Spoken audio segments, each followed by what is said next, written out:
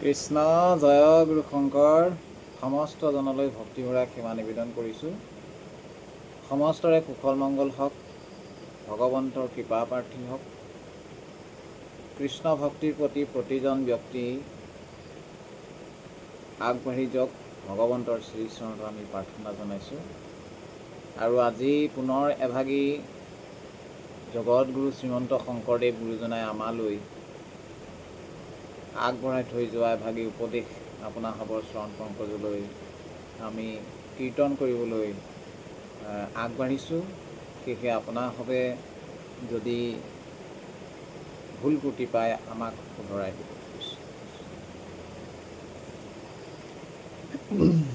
অশুনা সভাসদ পদ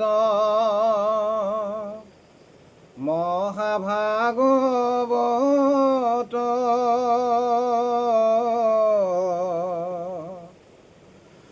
পুৰাণৰ সূৰ্য শাস্ত্ৰ শুনিও মহত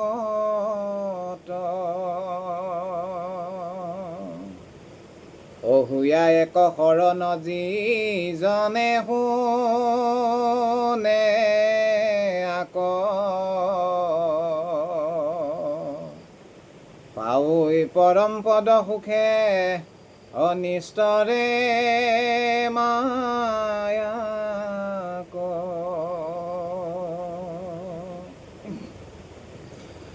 বৈকুণ্ঠৰ শাস্ত্ৰ আনি পৰম চুকে সংসাৰিক কৰি কৃপা প্ৰচাৰিলা হুকে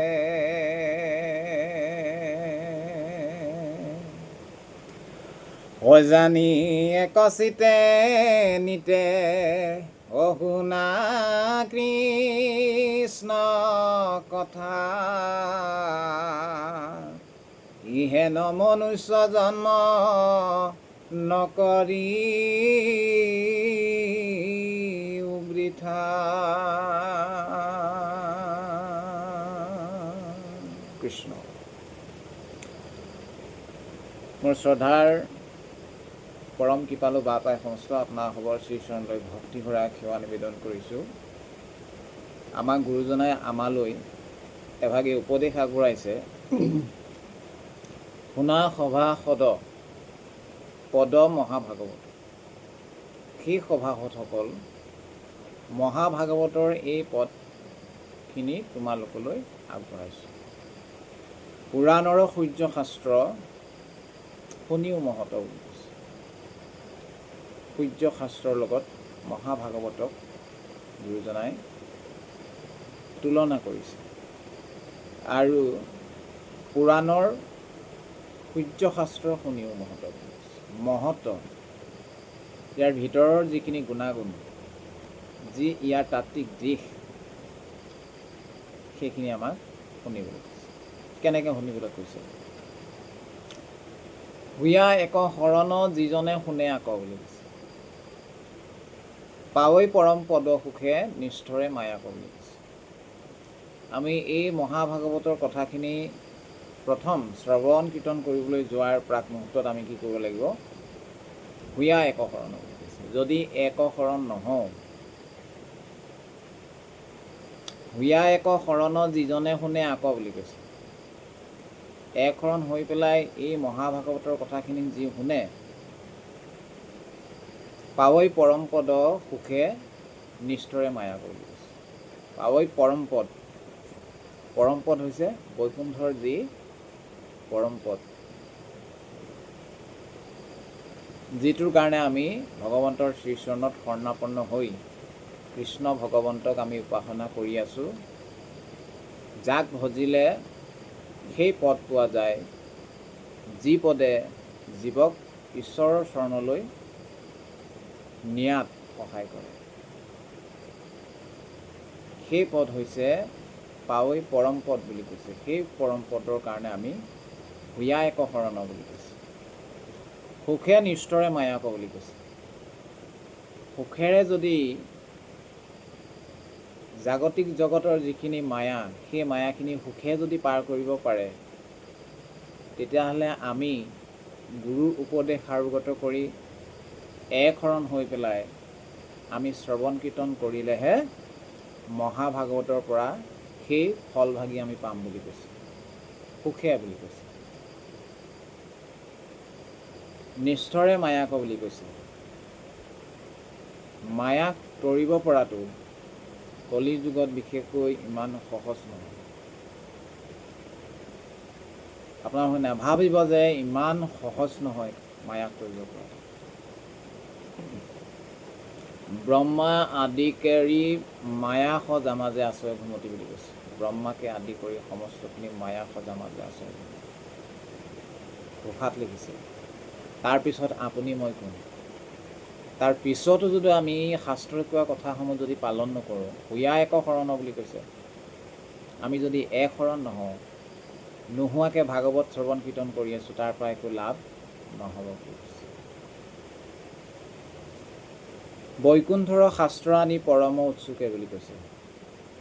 এই মহাভাগৱত শাস্ত্ৰভাগ আমাৰ বৈকুণ্ঠৰ পৰা প্ৰভুৱে কৃপাই আহি পেলাই পৃথিৱীত জীৱসমূহ তৰিবৰ কাৰণে আমালৈ প্ৰদান কৰি থৈ দিলে। উৎসুকে আৰু কি কৈছে? সংসাৰিক কৰি কৃপা প্ৰচাৰিলা সুখে। আমি এটা কথা চিন্তা কৰিব লাগে যে মানুহৰ সাংসাৰিক জীৱনৰ মাজত যদি মহাভাগৱত নামঘোষা কীৰ্তন নাথাকিলে হয়, কি হ'ল হয়? কি হ'ল হয়? এবাৰ চিন্তা কৰি চাবচোন। সেইকাৰণে গুৰুজনাই কৈছে সংসাৰিক কৰি কৃপা প্ৰচাৰিলা সুখে বুলি কৈছে। জগতৰ সাংসাৰিক লোকসকলক কৃপা কৰিছে প্ৰভুৱে, সেইকাৰণে আমি এই বৈকুণ্ঠৰ মহাভাগৱত শাস্ত্ৰভাগ পাইছোঁ। গম পাইছেনে? আৰু কৃপা প্ৰচাৰিলে কোনে? সুখে বুলি কৈছে। সুখে প্ৰচাৰ কৰিছে। গতিকে আমিও যদি কৃষ্ণ ভগৱন্তৰ গুণনাম শ্ৰৱণ কীৰ্তন কেনেকৈ শাস্ত্ৰত ৰীতি নীতিবিলাক প্ৰদান কৰিছে সেইখিনি যদি আমিও প্ৰচাৰ নকৰোঁ, তেতিয়াহ'লে এৱাগতৰ জল হ'ব বুলি কৈছে,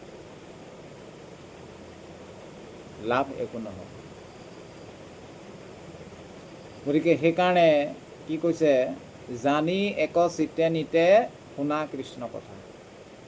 জানি পেলাই, এতিয়া ওপৰৰ পৰা কথাখিনি আমি যে কৈ আহিছোঁ যে বৈকুণ্ঠৰ মহাভাগৱত শাস্ত্ৰভাগী শুনিবলৈ হ'লে হুয়া এক শৰণ বুলি কৈছে, আমি একশৰণ হ'ব লাগিব। পাৱৈ পৰমপদ সুখে আৰু নিষ্ঠৰে মায়াক বুলি কৈছে। দুটা বস্তু দিলে, সেই দুটা বস্তু তেতিয়াহে পাম যেতিয়া আমি একশৰণ হৈ পেলাই আমি ভগৱন্তৰ গুণনাম শ্ৰৱণ কীৰ্তন কৰিম। জানি এই কথাখিনি আমি জানিলোঁ, আজি এই বৈকুণ্ঠৰ মহাভাগৱতৰ উপদেশখিনি আপোনাৰ আগত অৱগত কৰিলোঁ। আমি জানিলোঁ যে শাস্ত্ৰৰ এটা কথা কৈছে যে উপদেশত গুৰুজনাই জানি একচিত্তে বুলি কৈছে। এই কথাখিনি জানি পেলাই আমি একচিত্তে নিতে বুলি কৈছে। নিতে মানে সদায়, প্ৰতিটো মুহূৰ্তত শুনা কৃষ্ণ কথা। কৃষ্ণ কথা আমি শুনিহে থাকিব লাগে প্ৰতিনিতে। কৃষ্ণ মুখেৰে ক'লোঁ, কাণেৰে শুনিলে। কৃষ্ণ মুখেৰে ক'লোঁ, কাণেৰে শুনিলে।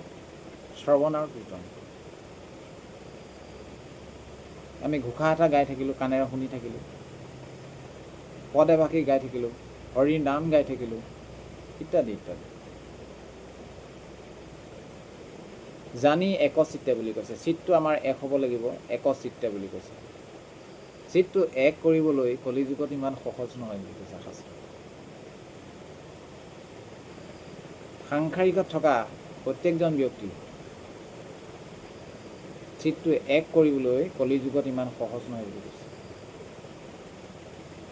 কৰিবলৈ হ'লে আমাৰ চিত্তটো, আমাৰ যিবিলাক দৈনন্দিন জীৱনত ঘটি থকা ঘটনাবিলাকে আমাৰ মগজুত বিবেকত ক্ৰিয়া কৰে, সেইখিনি আঁতৰাই পেলাই চিত্তটো এক কৰি পেলাই কৃষ্ণক ভজনা কৰিবলৈ হ'লে আপুনি কিমান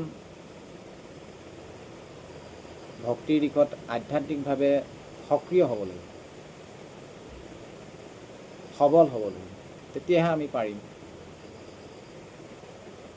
একচিত্তে নিতে বুলি কৈছে। সেইকাৰণে একচিত্তে হ'বৰ কাৰণে আমি সকলোৱে প্ৰয়াস আৰু যত্ন কৰা উচিত। একচিত্তে মানে একৰণটো হৈ গ'ল, আপুনি শাস্ত্ৰৰ কথাখিনি জানিলে আপুনি একৰণ হ'ল, তাৰপৰা চিত্তটো যদি আপুনি এক কৰিব পৰা নাই, চিত্ত যদি এক কৰিব পৰা নাই, যিখিনি মায়াময় জাগতিক চিন্তাধাৰা সেইখিনি আমাৰ চিত্তলৈ আহিব নালাগিব। ঈশ্বৰৰ উপাসনা কৰা সময়ত সেইখিনি সমস্তখিনি বাহিৰতে এৰি আপুনি চিত্তটো এক কৰি পেলাই ঈশ্বৰৰ উপাসনা কৰিব লাগিব একচিত্তে। ইহেন মনুষ্য জন্ম নকৰিও বৃথা। মই আগতো কৈছোঁ যে এই মনুষ্য জন্মটো বৃথা কৰিবলৈ মানা কৰিছে। হৰিক যদি শৰণ নল'লোঁ, হৰিক যদি নভজিলোঁ, হৰিক যদি চিনি নাপালোঁ, কৃষ্ণ নামৰ আনন্দ যদি বুজি নাপালোঁ, কৃষ্ণ নামৰ যদি মহিমা বুজি নাপালোঁ, কৃষ্ণ নামৰ যদি শক্তি বুজি নাপালোঁ, কৃষ্ণ নামৰ মহিমা যদি বুজি নাপালোঁ, কৃষ্ণ নামৰ সুখ যদি বুজি নাপালোঁ, তেতিয়া জন্মটো আমাৰ বৃথা হৈ যাব বুলি কৈছে। গতিকে সেইকাৰণে আমি শাস্ত্ৰৰ কথাসমূহ পালন কৰিলেহে আমাৰ এই মনুষ্য জীৱনটো আমাৰ সাফল্য হ'ব। তাৰ কাৰণে গুৰুজনাই যিখিনি উপদেশ দিছে আমি সেইখিনি তাক পালন কৰিবলৈ সদায় যত্ন কৰিব লাগে। তেতিয়াহে আমাৰ ভগৱন্তৰ চৰণত আমাৰ ভক্তি শক্তি মতি সকলো ভগৱন্তই কৃপা কৰিব। বিজুলী চমক যেন জীৱন অথিৰ বুলি কৈছে। কৈত কেতিখনে পৰে ইহেন হৰিৰ।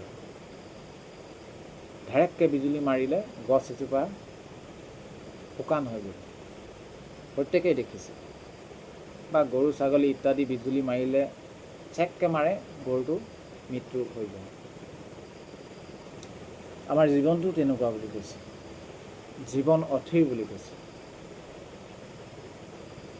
জীৱন অথিৰ। গতিকে সেইকাৰণে আমাক জীৱশ্ৰেষ্ঠ আখ্যা দিছে। সেই বিষ্ণু বুদ্ধিটো আমি প্ৰকট কৰি পেলাই আমি যদি ভক্তি মাৰ্গত আগবাঢ়ি যাওঁ, আমি যদি অচেতন হৈ যাওঁ একো লাভ নহয়। সেইকাৰণে আমি চেতন লভি পেলাই আমি দৈনন্দিন জীৱনত আমি সদায় আগবাঢ়ি যাব লাগিব। প্ৰাণবন্ধু কৃষ্ণৰ চৰণে দিয়া চিত্ত, কৃষ্ণ গুণ নামইহে পৰলোক বৃত্ত। পৰলোকৰ যিটো বৃত্ত ধন, সেইটো হৈছে কৃষ্ণ নাম। আন ধন নালাগয় নাম ধন দিয়া। নাম ধন, নামৰ মালা আপোনাৰ হবে যিমান গাঁঠিব, আমি যিমান গাঁঠিম আমাৰ বৃত্তটো জমা হৈ হৈ গৈ থাকিব। সেই নামৰ বৃত্তটোহে আমি ঘটাৰ গুৰুত্ব দিব লাগে। কলিযুগত হিচাপ হ'ব নহয় পিছত, 14জন সাক্ষী আছে। একৰণ হৈ যদি আমি কৃষ্ণ নাম নললোৱেই, মালা নুগুঠিলোৱেই, বৃত্ত নুগুটালোৱেই, ওপৰত হিচাপ হ'ব নহয়।